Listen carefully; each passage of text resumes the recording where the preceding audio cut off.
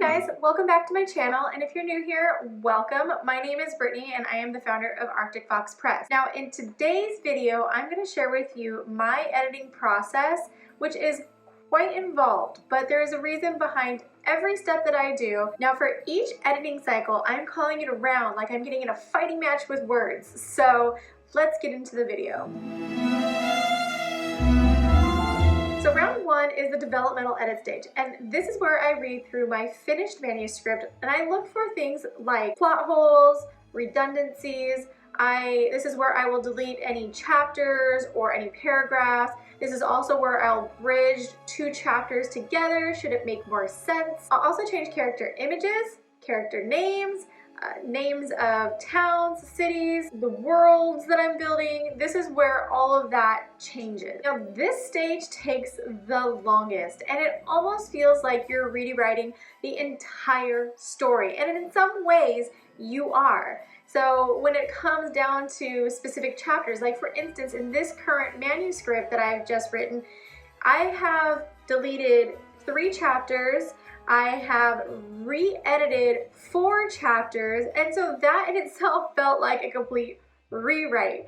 And so it definitely takes the longest in this round. I like to think of the actual writing process as creating the bones, the developmental edit stage as breaking those bones to make them set a little bit straighter. That is seriously the longest phase of this entire editing process. Round 2 is where I focus on deleting filler words. So in this round, I utilize Word as a tool to help me search for those filler words within my manuscript. I will use a search bar up on the Word document. I will type in there whatever word I am looking for, and it will show throughout my entire manuscript where those are. So the words that I'm searching for to delete are the words that end in ly. These are words like carefully, angrily, beautifully, seriously. Those are all ones that I am looking to delete out of my manuscript. I'm also looking for filler words such as look, that, so, you know, and there's so many more words than just that. I actually created a document down below that you can print out for free that talks about all the different filler words. It shows you all the filler words that you could actually delete out of your manuscript. In no way is this going to be an all-encompassing list, but it is somewhere to start. In deleting these filler words, I can take down my word count and I can craft stronger sentences. For instance, in this recent manuscript, I was able to nix 4,000 words out of my manuscript. And this is because when you pull those fillers out, they change the sentence structure and quite often will shorten that sentence. And so this is where it lends you less word counts within your manuscript. Now the only time that I do not delete these filler words is A, if it makes sense within a sentence and the sentence is actually stronger with having these filler words in them, or B, if they're within dialogue, because typically this is how people speak and it makes it more relatable when it's within dialogue. Unless pulling that filler word out of the dialogue makes the dialogue stronger, I will typically leave these filler words in.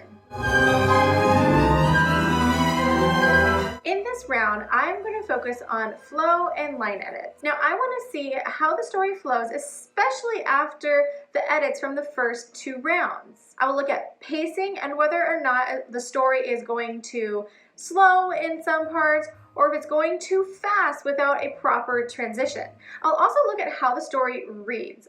I'm trying to look at this from the reader's perspective and seeing if there are any areas that just may not make sense to the reader as it does to me as the writer. I'll also see if there's any cliches within the manuscript and if it makes sense or not to leave it in the story. In the line-by-line edits, I will go through each line to make sure they are concise and delivering the feel and flow that I want within my story. So as I'm doing the line-by-line edits, the things that I'm looking for are errors within the sentence, ways to make the sentence stronger, the flow of the sentence into the next, run-on sentence, and improper word usage.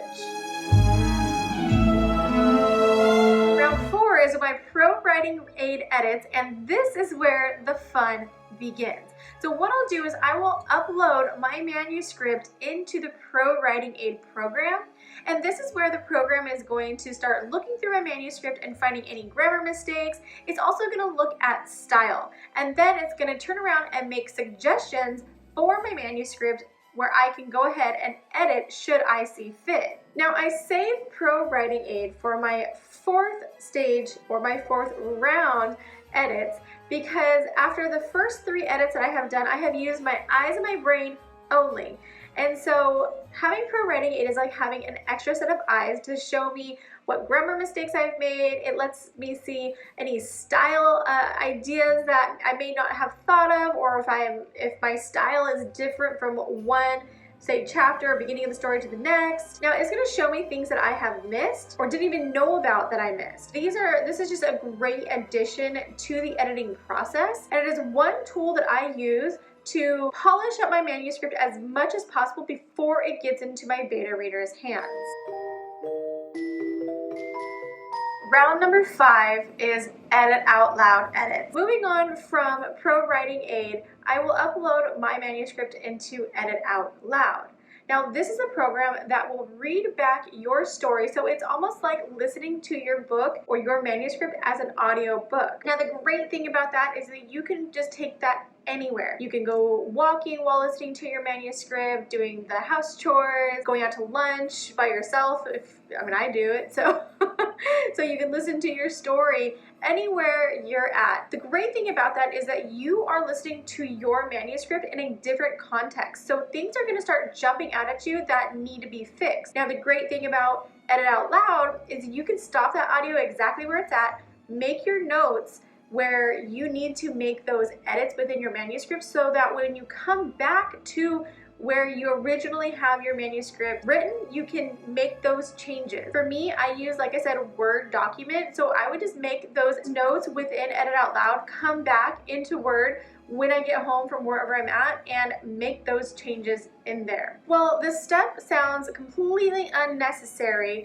I just think it is a great added way to polish up your manuscript before it gets into the beta reader's hand. This is basically like having a professional editor right there in your pocket that is pennies on the dollar. Now, I don't think that it can replace a professional editor, but when you're dealing with only your self edits at this point, it is a great way, a great tool to use in your arsenal.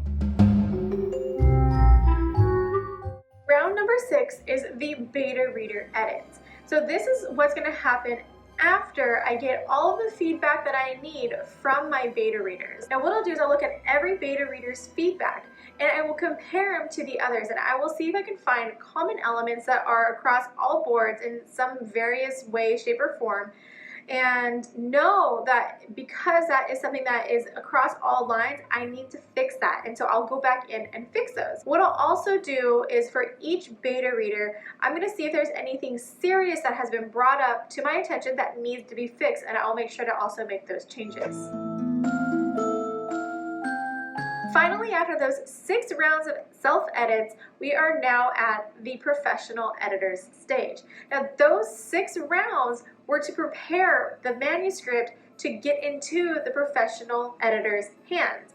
I would prefer to have a more polished version of my manuscript in their hands, so all they're doing is now polishing it up and making it even better than where you had gotten it to from the 6 previous rounds. Now, once I receive the feedback from my professional editor, I'll go ahead and make all of those professional edits, do another read through of my story to see if I can catch any little thing that may just pop up that either they didn't catch, I didn't catch, my beta readers didn't catch, what have you. I'll just go through and just make sure I'm happy with every single thing, every single edit that I have done at this point. That brings us to round number 8, which is the last phase of this editing process. Now, I will order my manuscript as a book from Amazon as a not-for-sale book and read it as I would any other book. This helps to view your story in a different context. I believe that printed words pop out at you much differently than they do on a screen. And so it's easier to find any little things, any little changes you need to make within a book than it is on the screen when you're constantly just scrolling as fast as you can. Now you're actually taking your time to slow down and read through everything a little bit more. Now in the margins of the book is where I'll make my notes, and I will either bunny ear it or I will use a little sticky note tab to make my bookmarks so that I can go back and change those in my manuscript before I go ahead and let that become public to the rest of the world. I know my process for editing is highly involved, and I am sure that there is a much easier process in doing this. However, for my perfectionist mind, this works perfectly because I know that I have put out my best work. I want to be as proud of my work as someone who is reading it is. I want to know that I've put out my very best. And this process allows me to do just that.